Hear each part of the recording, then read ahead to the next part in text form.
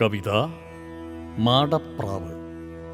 രചന ശ്രീ പള്ളത്ത് രാമൻ. പള്ളത്തിൻ്റെ സമ്പൂർണ്ണ കൃതികളിൽ നിന്ന്.